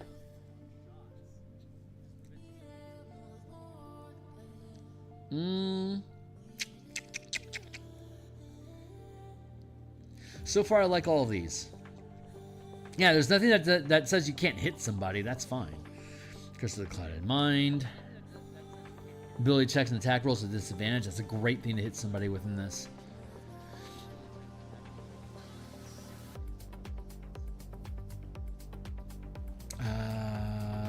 Unstoppable. Assassinating damage. Resilient save. Hypertonistic.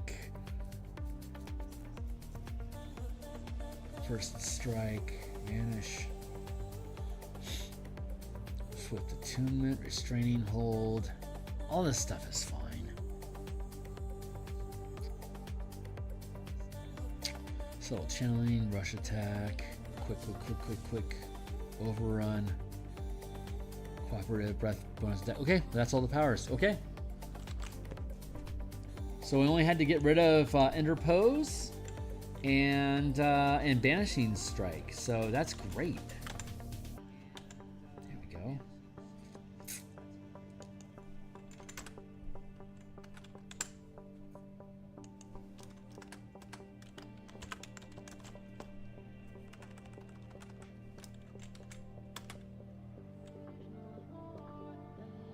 Oh wait, we had oh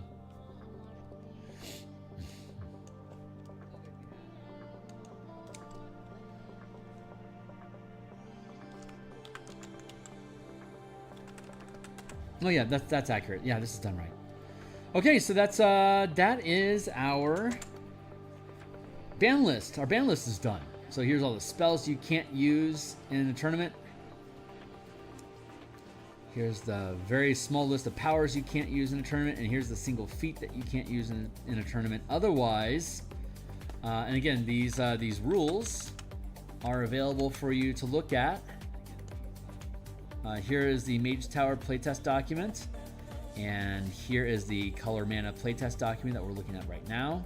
Again, these are far from the final version of what this is going to be. This is just some preliminary alpha testing to see if these ideas work. Once the actual thing is completed, it'll be on the DMsGuild. Here's a stack of books we already have on the DMsGuild you can check out. They all have free preview. So be welcome to check all that stuff out. Where are we at on time and how are we doing? It's 8:15. So I've been at this for about 2 hours now. This is probably a good point for me to stop for the day. So I love that there's so many people that are checking this out that I think is interesting. I do a lunch stream on Tuesdays and Fridays, and then I do a stream on Thursday night. So I'm going to go ahead and cut here because this has been a productive night for me. So what we're going to do is when we come back for lunch tomorrow, and remember to like, subscribe, and hit the bell icon so you can get an alert when I go live. We're going to build athletes. We're going to we'll probably build an athlete. Like I think we're going to start probably at 7th level because that's where our play testing is at right now. So now, moving forward, if we need at least 3 people to be able to run the mega dungeon as our field test for the martial power system that we're looking at here. But sometimes we only have 2 people that show up, and that's just not enough bodies on the board. But now what we'll be able to do is if we only have 2 people show up, or if people are interested, we could play Mage Tower instead of running inside the mega dungeon. And then the mega dungeon's planning on going till 10th, maybe 11th level. But around that time, we're going to stop. And then the plan is, assuming that people are having fun with the Mage Tower idea, is build out characters basically from level 11 to 20 and run Mage Tower tournaments at higher and higher levels of power. So you can get into these arena combat scenarios that people have online. It's like, ooh, let's do an arena, like a PvP arena combat thing. It's like, instead, let's build 20th level athletes and play some Mage Tower. And if everything goes right, It'll be fun. Maybe take like anywhere from a half hour to an hour to play, depending on what you got going on. And it'll just be a fun turnaround match of PvP stuff, using 5e mechanics in ways that people don't usually use the 5e game engine, but would totally work. So that's the idea. So that's what we're going to be doing. We're going to start building athletes at 7th level tomorrow at lunch. That's going to be Seattle time, West Coast, around 2:30 p.m. -8 UTC for those that are in Euro or Asia. Australia, wherever, somewhere else in America. So that's about 12 hours, 16. That's about 18 hours from now. We'll be back on building 7th level characters, and the plan is not to completely flesh it out like an entire character sheet, but ability, like we'll use standard array, we'll use races and backgrounds like usual. We'll use the mana system, of course. For our marshals, we'll kit them out with powers. Full casters, we'll kit them out with their spell casting options. The hybrids of the paladins, the rangers, the artificers, and the warlocks, they can use both spells and powers. Either one, they can mix it up freely. So we'll build out basically kits. We'll do some first draft of Mage Tower athletes to see what kind of combos we can build with these mechanics to build characters that are designed not to necessarily kill monsters, but to score points in the Mage Tower sport. So that's the idea. So I'm going to go ahead and cut stream for now. God bless all you guys. Thanks so much for being interested in this stuff. It's really fun to kit bash and basically build on to basically customize how the 5e game engine works to play the kind of game that you want it to. I think by far 5e is just the most versatile game engine out there. I used to think that 3e was the most versatile game engine, and it is. I'll take that back. 3e is more versatile than 5e, but 5e is such a streamlined engine. It runs smoothly. It's a very smooth running engine compared to 3e. It doesn't have as many tools as 3e has built into it for you to build a deck for your character, right? From an MTG perspective, like deck building is when you build your kit, how your deck operates. If you think about deck building for characters, is every level is an additional card that you're adding to your deck. So if you have a 20 card deck, you've basically got 20 levels, and you're deck building that character to perform at different levels of ability as you add more and more cards to the deck that you're building. So from a deck building perspective, 3e has more tools, but 5e is a more streamlined system that allows you to very easily add on subsystems or to modify how different rulings and game mechanics inside the 5e game engine work. And honestly, during my Monday morning art stream, I talk about that stuff a lot. So when on the evenings, on Mondays and Thursday nights, and at Tuesday, Friday lunch, these are my design streams. I have a specific agenda, building specific tools, and my ability to engage in open conversation is a lot more limited than just an open forum. But if you want to catch up and just ask me questions. I've been a DM for 37 years. I run multiple campaigns. I can roll a campaign from level 1 to 20 in about 270 hours. I've done 3 of them so far in 5e. I'm working through my 4th one right now with my home table.